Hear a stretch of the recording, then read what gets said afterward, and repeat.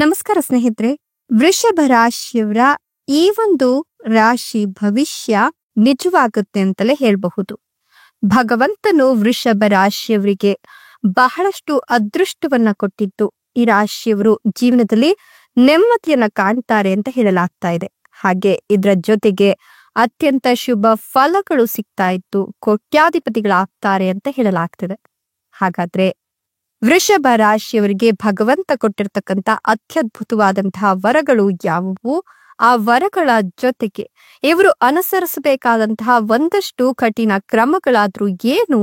ಇವರ ಜೀವನ ಹೇಗಿರುತ್ತೆ?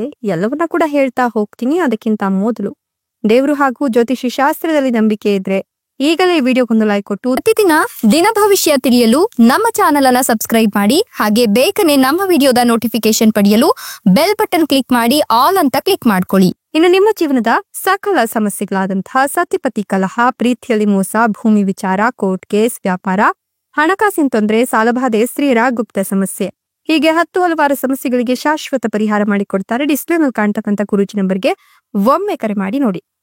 ಹೌದು, ಈ ರಾಶಿಯವರಿಗೆ ಅತ್ಯದ್ಭುತವಾದಂತಹ ಜೀವನ ಸಿಗುತ್ತೆ ಅಂತ ಹೇಳಬಹುದು. ಬಂಪರ್ ಜಾಕ್ ಪಾರ್ಟಿ ಇವರ ಜೀವನದಲ್ಲಿ ಹೊಡೆಯಲಿದ್ದು ಐಷಾರಾಮಿ ಜೀವನವನ್ನ ಕಾಣ್ತಾರೆ. ಈ ರಾಶಿಯವರಿಗೆ ಹೆಚ್ಚಿನ ಪರಿಹಾರ ಸಿಗೋದ್ರ ಜೊತೆಗೆ ಆರ್ಥಿಕ ಲಾಭವನ್ನ ಪಡ್ಕೊಂಡು ಇವರು ಇಷ್ಟಾರ್ಥಗಳೆಲ್ಲವನ್ನ ಕೂಡ ಈಡೇರಿಸ್ಕೊಳ್ತಾರೆ. ಹೀಗಾಗಿ ಈ ರಾಶಿಯವರನ್ನ ಲಕ್ಕಿ ರಾಶಿಯವರು ಅಂತಲೇ ಕರಿಬಹುದು. ಗ್ರಹಗಳ ಸ್ಥಾನದಲ್ಲಿನ ಬದಲಾವಣೆಯು ಈ ರಾಶಿಯವರ ಜೀವನದಲ್ಲಿ ಬಹಳ ಶುಭ ಫಲಗಳನ್ನ ತಂದೊಡ್ತಾ ಇದೆ.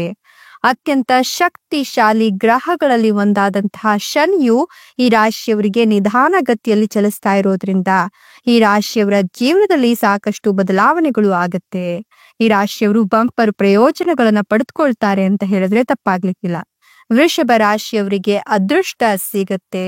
ಈ ಒಂದು ಪರಿಸ್ಥಿತಿಯಲ್ಲಿ ಇವರ ಅನೇಕ ಆಸೆಗಳು ಈಡೇರುತ್ತೆ. ಒಡ ಹುಟ್ಟಿದವರೊಂದಿಗಿನ ನಿಮ್ಮ ಸಂಬಂಧ ಉತ್ತಮಗೊಳ್ತಾ ಹೋಗುತ್ತೆ.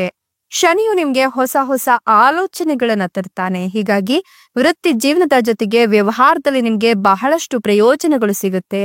ನಿಮ್ಮ ಕಠಿಣ ಪರಿಶ್ರಮದ ಫಲವನ್ನ ನೀವು ಖಂಡಿತವಾಗಿಯೂ ಈ ಸಂದರ್ಭದಲ್ಲಿ ಪಡ್ಕೊಳ್ತೀರಾ. ಬಹಳ ದಿನಗಳಿಂದ ನಡೀತಿರ್ತಕ್ಕಂಥ ಸಮಸ್ಯೆಗಳಿಗೆ ಈಗ ಪರಿಹಾರ ಅನ್ನೋದು ಸಿಗುತ್ತೆ. ಇನ್ನು ವೈವಾಹಿಕ ಜೀವನದಲ್ಲಿ ನೆಮ್ಮದಿಯನ್ನ ಕಾಣ್ತೀರಾ.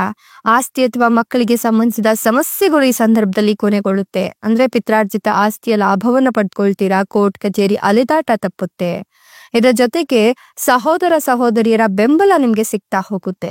ಇನ್ನು ಮಕ್ಕಳಿಗೆ ಸಂಬಂಧಿಸಿದ ಸಮಸ್ಯೆಗಳು ಅಂತ ಹೇಳಿದ್ರೆ ವಿದ್ಯಾಭ್ಯಾಸಕ್ಕೆ ಸಂಬಂಧಪಟ್ಟಂತಹ ಸಮಸ್ಯೆಗಳಾಗಿರಬಹುದು ಅಥವಾ ಮಕ್ಕಳ ಉದ್ಯೋಗಕ್ಕೆ ಸಂಬಂಧಪಟ್ಟಂತಹ ವಿಷಯಗಳಾಗಿರಬಹುದು. ಅದೆಲ್ಲವೂ ಕೂಡ ಈ ಸಂದರ್ಭದಲ್ಲಿ ಪರಿಹಾರ ಆಗತ್ತೆ.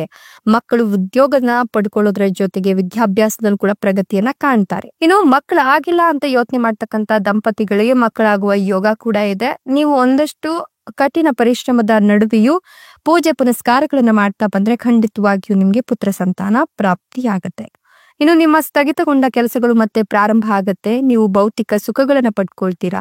ನಿಮ್ಮ ಮನೆಯಲ್ಲಿ ಸಂತೋಷ ಮತ್ತೆ ಶಾಂತಿ ಇರುತ್ತೆ. ಶಿಕ್ಷಣ ಕ್ಷೇತ್ರದಲ್ಲಿ ನೀವು ಬಹಳಷ್ಟು ಪ್ರಯೋಜನಗಳನ್ನ ಪಡ್ಕೊಳ್ತೀರಾ.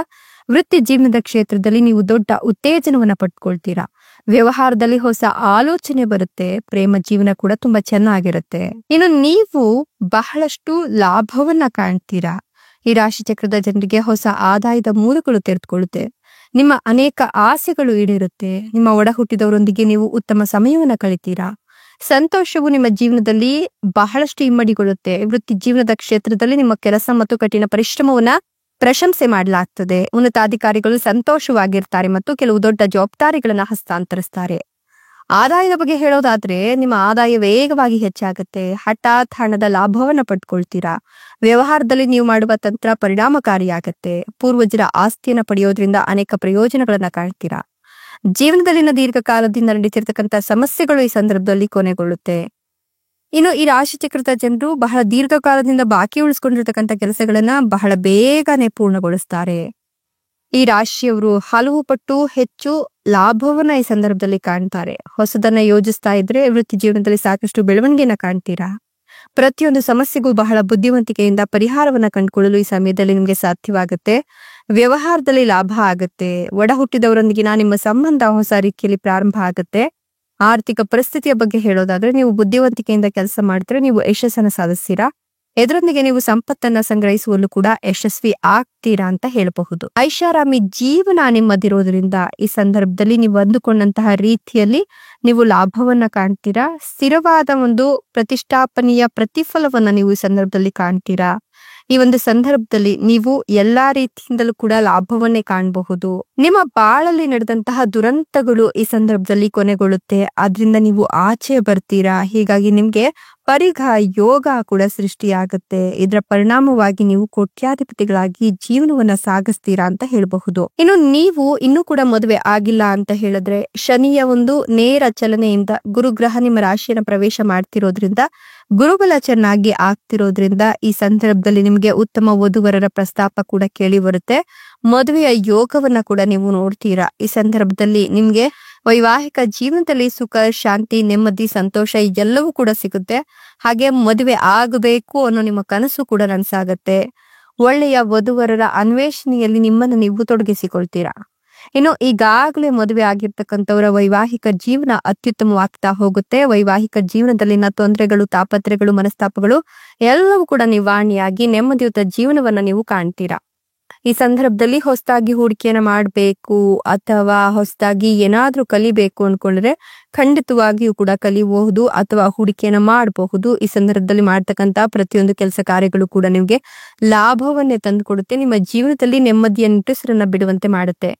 ಹೀಗಾಗಿ ನೀವು ಅಂದುಕೊಂಡಂತಹ ರೀತಿಯಲ್ಲಿ ನೀವು ಬದುಕಬಹುದು. ಇದರ ಜೊತೆಗೆ ನೀವು ವಿದ್ಯಾಭ್ಯಾಸದಲ್ಲಿ ನಿಮ್ಮ ಮಕ್ಕಳು ಪ್ರಗತಿಯನ್ನ ಕಾಣಬೇಕು, ಉನ್ನತ ಮಟ್ಟಕ್ಕೆ ಹೋಗ್ಬೇಕು ಅನ್ನೋ ಆಸೆಯನ್ನ ಇಟ್ಕೊಂಡಿದ್ರೆ ಖಂಡಿತವಾಗಿಯೂ ಕೂಡ ಈ ಒಂದು ಸಂದರ್ಭದಲ್ಲಿ ಸ್ಪರ್ಧಾತ್ಮಕ ಪರೀಕ್ಷೆಯಲ್ಲಿ ಮಕ್ಕಳು ಯಶಸ್ಸನ್ನ ಕಾಣ್ತಾರೆ. ದೀರ್ಘಕಾಲೀನ ಇವರ ಪರಿಶ್ರಮ ಈಗ ಪ್ರತಿಫಲವನ್ನ ಕೊಡುತ್ತೆ ಅಂತ ಹೇಳಬಹುದು. ಅದರಂತೆ ನೀವು ಕೂಡ ಈ ಒಂದು ಕಠಿಣ ಪರಿಶ್ರಮದ ಪ್ರತಿಫಲವನ್ನ ಕಾಣ್ತಾ ಹೋಗ್ತೀರಾ. ಹೀಗಾಗಿ ಸಮಾಜದಲ್ಲಿ ನಿಮ್ಮ ಗೌರವ, ಸ್ಥಾನಮಾನ, ಪ್ರತಿಷ್ಠೆ ಎಲ್ಲವನ್ನ ಕೂಡ ಹೆಚ್ಚಿಸಿಕೊಳ್ಳಬಹುದು. ಈ ಸಂದರ್ಭದಲ್ಲಿ ನೀವು ಮಾಡ್ತಕ್ಕಂತ ಹೂಡಿಕೆಯ ಲಾಭವನ್ನ ಇವರು ಪಡ್ಕೊಳ್ತಾರೆ.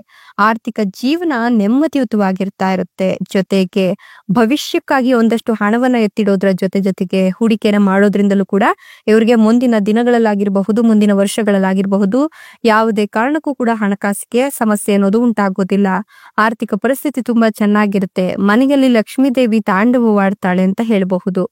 ಇದರ ಜೊತೆಗೆ ಇವರು ಒಂದಷ್ಟು ಎಚ್ಚರಿಕೆಯ ಕ್ರಮಗಳನ್ನ ಅನುಸರಿಸಿದ್ದೆ ಆದಲ್ಲಿ ಲಾಭ ಇವರದ್ದೇ ಅಂತ ಹೇಳಬಹುದು. ಹೂಡಿಕೆಯನ್ನು ಮಾಡೋಕ್ಕಿಂತ ಮೊದಲು ಯೋಚಿಸಬೇಕು. ಹಾಗೆ ಒಂದಷ್ಟು ವಿಚಾರಗಳನ್ನ ಹಿರಿಯರ ಜೊತೆ ಚರ್ಚಿಸಿ ಆನಂತರ ನಿರ್ಧಾರಗಳನ್ನ ತೆಗೆದುಕೊಳ್ಬೇಕಾಗತ್ತೆ. ಇದರ ಜೊತೆಗೆ ಇವರು ಮಾಡತಕ್ಕಂತ ಒಂದಷ್ಟು ಪ್ರಯತ್ನಗಳು ಸರ್ವಾರ್ಥ ಸಿದ್ಧಿ ಯೋಗವನ್ನ ಕೂಡ ತಂದು ಕೊಡುತ್ತೆ. ಹೀಗಾಗಿ ನೀವು ಅಂದುಕೊಂಡಂತ ರೀತಿಯಲ್ಲಿ ನೀವು ಬದುಕಬೇಕು, ಬಾಳ್ಬೇಕು ಅನ್ಕೊಂಡಿದ್ರೆ ನಿಮ್ಮ ಕಠಿಣ ಪರಿಶ್ರಮವನ್ನ ನೀವು ಮುಂದುವರಿಸಿದ್ರೆ ಖಂಡಿತವಾಗಿಯೂ ಕೂಡ ನೀವು ರಾಜಯೋಗವನ್ನೇ ಕಾಣ್ತೀರಾ. ರಾಜರಂತೆ ನೆಮ್ಮದಿಯ ನಿಟ್ಟುಸಿರನ್ನ ಬಿಡ್ತೀರಾ. ಲಾಭ ಕೂಡ ಹಲವು ಪಟ್ಟು ಹೆಚ್ಚಾಗ್ತಾ ಹೋಗುತ್ತೆ. ಇದಿಷ್ಟು ವೃಷಭ ರಾಶಿಯವರಿಗೆ ಭಗವಂತ ಕೊಟ್ಟಿರ್ತಕ್ಕಂಥ ಅತ್ಯದ್ಭುತವಾದಂತಹ ವರಗಳಾಗಿದ್ದು, ನೀವು ಕೋಟ್ಯಾಧಿಪತಿಗಳಾಗೋದ್ರ ಜೊತೆಗೆ ಆರ್ಥಿಕ ಲಾಭಗಳನ್ನ ಕೂಡ ಪಡಿತೀರಾ. ಧನ್ಯವಾದಗಳು.